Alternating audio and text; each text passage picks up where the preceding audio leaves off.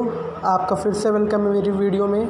आज हम लाए हैं साइंस एंड टेक्नोलॉजी से जुड़ी एक नया टॉपिक, और वो टॉपिक है Stephen Hawking's interview. Stephen Hawking एक बहुत बड़े कॉस्मोलॉजिस्ट थे, एस्ट्रोफिजिसिस्ट थे, मैथमेटिशियन थे और फिलोसोफर थे। उनकी डेथ 2 साल पहले अभी मार्च में हुई थी, 2018 में। जिस दिन उनकी डेथ हुई थी उसी दिन आइंस्टाइन का बर्थडे भी था, 14 मार्च को। और जिस दिन स्टीफन हॉकिंग की डेट ऑफ बर्थ थी उसी के ठीक 300 साल पहले उसी दिन गैलीलियो गैलीली की मौत हुई थी। तो उनके जब वो थे तो उनसे इंटरव्यू में कुछ क्वेश्चंस पूछे गए थे। 10 क्वेश्चंस हम यहाँ डिस्कस करेंगे जिनके आंसर उन्होंने दिए थे। So let's start with first question. पहला क्वेश्चन उनसे पूछा गया था कि इस यूनिवर्स को बनाने में किसका हाथ है? क्या ये भौतिकी के नियमों से बना है या इसको बनाने के पीछे किसी ईश्वर का हाथ है? प्रोफेसर हॉकिंग कहते हैं इसमें कि भगवान ऐसा नाम है जिसके होने के अस्तित्व से इंसान अपने अस्तित्व को जोड़ के रखता है।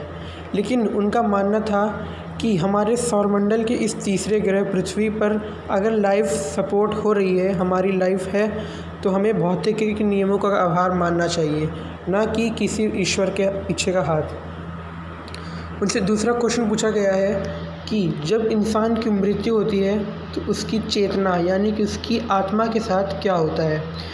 प्रोफेसर हॉकिंग कहते हैं कि मेरा मानना है कि इंसान की बॉडी एक कंप्यूटर सिस्टम के जैसे है, जिसमें उसके जो बॉडी पार्ट्स हैं वो एक हार्डवेयर है और उसकी आत्मा एक सॉफ्टवेयर। आत्मा एक तरह की एनर्जी है, एक ऐसी एनर्जी जिसे आज तक अभी कोई पहचान नहीं पाया है और ना ही उसका कॉन्सेप्ट कोई समझ पाया है। यह ना कभी ख़त्म होती है और ना कभी पैदा होती है, ये केवल अपना फॉर्म चेंज करती है। आगे चल के साइंस एंड टेक्नोलॉजी इतनी बढ़ जाएगी कि इस एनर्जी के कॉन्सेप्ट को भी हम समझ लेंगे और किसी जो इंसान मृत्यु हो चुका है उसको भी हम दोबारा ज़िंदा करने में सक्षम हो पाएंगे अगर इस एनर्जी को दोबारा किसी इंसान के ब्रेन में ट्रांसफ़र कर दिया जाए। नाउ थर्ड क्वेश्चन ये पूछा गया कि आपको क्या लगता है इस पूरे यूनिवर्स में हमारे अलावा कोई और इंसानी प्रजाति या कोई और एलियंस प्रजाति है? स्टीफन हॉकिंग का मानना है कि हो सकता है कि हमारे अलावा कोई और इंसानी प्रजाति या कोई और जीव इस यूनिवर्स में मौजूद हो, लेकिन वो हमसे बहुत दूर हुए हैं, क्योंकि अगर वो हमसे पास होता तो अब तक उनके कुछ सिग्नल्स हम तक पहुंच गए होते।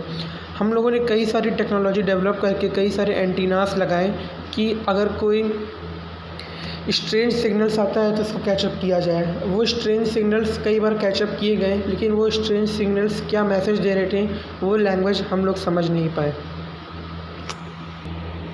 तो अगला चौथा सवाल उनसे पूछा गया कि आप इतने बड़े कॉस्मोलॉजिस्ट फिजिसिस्ट हैं, लेकिन आपकी ऐसी कौन सी आदत है जिसे जानकर दुनिया थोड़ा आश्चर्य महसूस कर सकती है?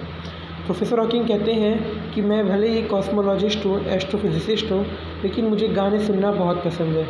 वो गाने मेरी जो फेवरेट लिस्ट में है, मैं सारे गाने सुनता हूँ। Sad song, pop songs, all तरह की म्यूज़िक मुझे पसंद है। और वो अपने बेटे के साथ फार्मूला 1 रेसिंग का भी इंजॉय करते थे।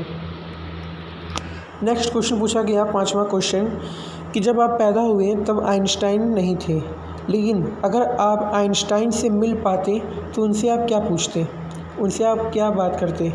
तो प्रोफेसर हॉकिंग कहते हैं यदि मैं आइंस्टाइन से मिल पाता तो मैं उनसे पूछता कि वो ब्लैक होल पे यकीन क्यों नहीं करते हैं, जबकि उन्हीं की थ्योरी ऑफ रिलेटिविटी में ये कहा गया है कि अगर कोई स्टार अपने सारे मास को, सारे मैटर को बाहर फेंक दे तो उसमें जो एनर्जी बची है वो एक तरह से विलुप्त हो जाएगी और उसका स्पेस और टाइम उससे अलग हो जाएगा।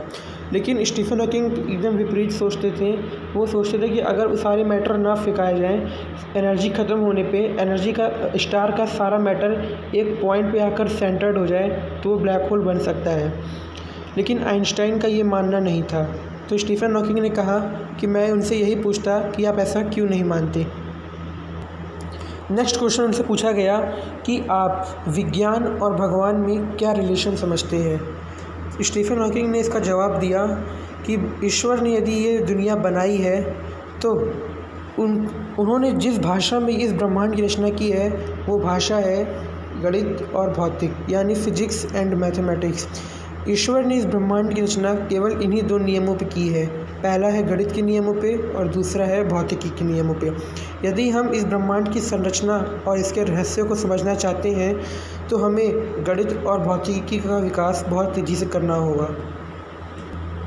नेक्स्ट क्वेश्चन उनसे पूछा गया कि ऐसी कौन सी साइंटिफिक डेवलपमेंट है या साइंटिफिक खोज है जो आप अपने जीते जी देखना चाहते हैं। स्टीफन हॉकिंग कहते हैं कि जो एटमिक न्यूक्लियर फिज़न या एटमिक न्यूक्लियर फ्यूज़न है, इस टेक्निक का ऐसा यूज़ किया जाए कि हम इसे अपने डोमेस्टिक यूज़ में भी किसी तरह यूज़ कर सकें।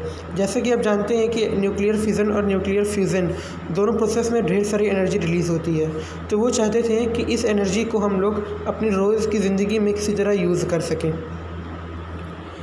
स्टीफन हॉकिंग से अगला क्वेश्चन पूछा गया कि आपको क्या लगता है कि इस ब्रह्मांड का कभी अंत होगा।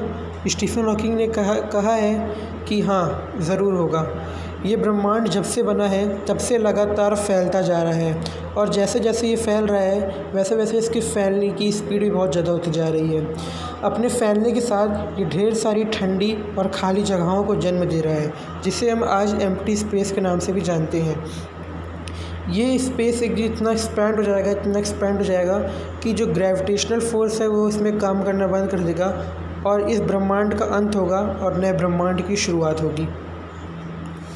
नेक्स्ट क्वेश्चन उनसे पूछा जाता है कि आपको क्या लगता है इस पृथ्वी का विनाश कैसे होगा।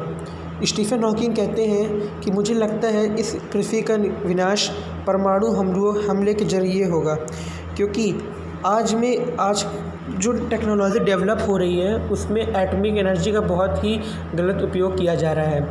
यहाँ मैं मानता हूँ कि एटम बम को आइंस्टाइन के फार्मूले से बनाया गया था, लेकिन जिस काम के लिए आइंस्टाइन ने अपना फार्मूला दिया था वो उनका फार्मूला देने का मेन मकसद था कि प्रकाश की ऊर्जा को नाप सके, जिसमें कई सारे भौतिकी यानी फिजिक्स के नए नए फार्मूले या नई नई स्टडीज़ हो सके।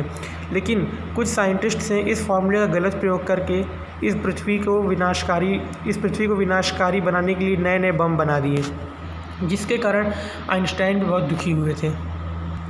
अगला क्वेश्चन उनसे पूछा गया कि आपको क्या लगता है इस विनाश से या पृथ्वी को विनाश से मानव जाति को बचाने के लिए इंसान क्या कर सकता है।